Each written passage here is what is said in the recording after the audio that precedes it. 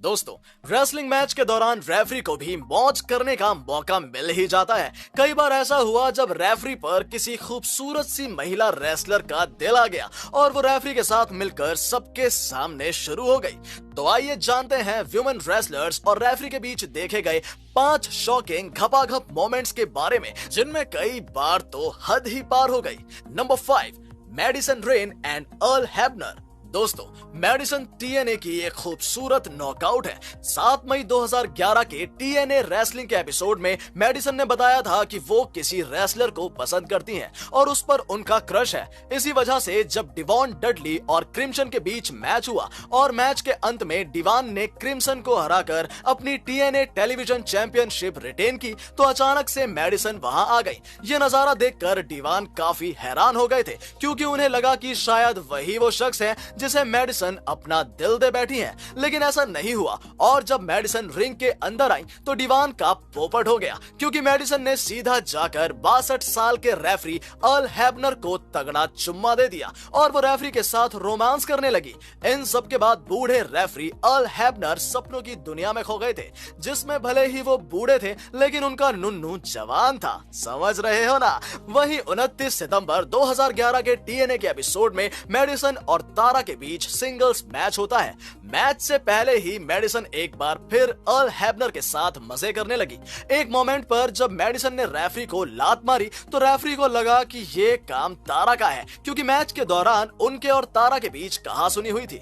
फिर कई बार medicine referee को छूती हैं और उन्हें अपनी अदाओं से मदहोश करते हुए अखियों से गोली मारती हैं। पर बाद में रेफरी को सब पता चल जाता है कि मैडिसन ये कारनामे क्यों कर रही है। इसके बावजूद भी चालाकी से मैडिसन ही वो मैच जीतती है। वहीं एक बार तो मैच से पहले ही मैडिसन ने इस रेफरी के साथ सबके सामने अपना खेल शुरू कर दिया था, जिस वजह से अर्ल खुशी के मारे नाचने लगे थे। Number 4, Natalia and referee. दोस्तों, 20 नवंबर 2020 के स्मैकडाउन में नटालिया और तमीना के बीच मैच होता है। इस मैच का विजेता सर्वाइवर सीरीज को ज्वाइन करने वाला था, पर जब इस मैच में नटालिया ने तमीला को शार्प शूटर देकर टैप आउट करवाकर हरा दिया तो मैच जीतने के बाद वो इतनी खुश हो गई कि उन्होंने सीधा जाकर रेफरी को कसकर गले लगा लिया और उन्हें गाल पर पप्पी दे बैठी। इस तरह से रेफरी के मजे हो गए थे। Number 3, Tracy brooks and referee.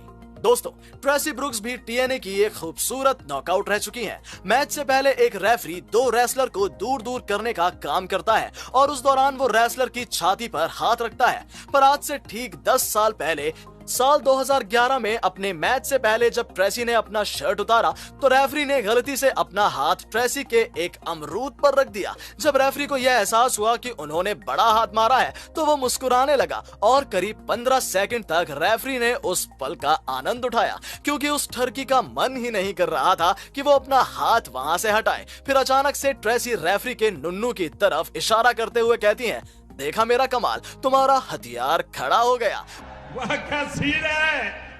वहीं एक मैच के दौरान तो एक फैन ने ट्रेसी के बट को पकड़कर दबा दिया था।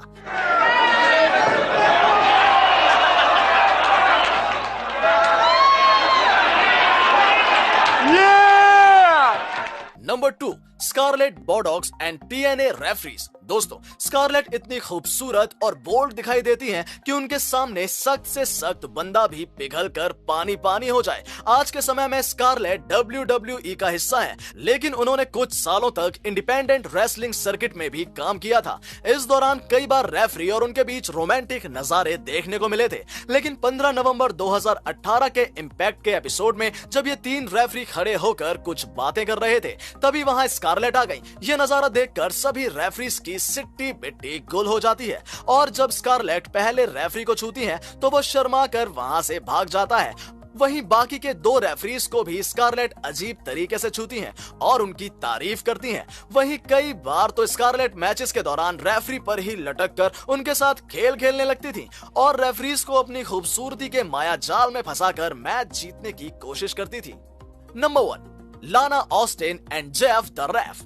दोस्तों, कुछ साल पहले जब लाना ऑस्टिन और केली रे के बीच ICW वुमेन्स चैंपियनशिप के लिए मैच होना था। तो मैच से पहले लाना रेफरी को कहती हैं कि तुम मेरी चेकिंग करो। जब रेफरी ने लाना के पैर चेक किए तो लाना घूम गई और कहा, इसे भी चेक करो ना बाबू। इतने बड़े बड़े देखकर रेफरी के मन में लड्डू फूटने लगते हैं, पर अचानक से लाना रेफरी को धक्का देकर आगे कर देती हैं और कहती हैं कि मैं अब तुम्हारी चेकिंग करूंगी। पर अचानक से केली रे ने उन पर हमला कर दिया और यहाँ कुछ नहीं हो पाया। पर दोस्तों, लाना ने ऐसा एक बार नहीं बल्कि कई बार किया था। जहां कुछ रेफरीज उनसे शर्मा गए तो कुछ ये नजारा देखकर घपाघप करने के सपने देखने लगे। इस तरह से लाना ऑस्टिन मैच शुरू होने से पहले ही माहौल में गर्मी ला दिया करती थी। लेकिन अगर आप रेफरी होते तो क्या करते? कमेंट करके जरूर बताइए। वीडियो पसंद आया हो तो इसे लाइक और शेयर करें। चैनल को सब्सक्राइब करके बेल आइकन को जरूर प्रेस करें। Believe in God and thanks for watching.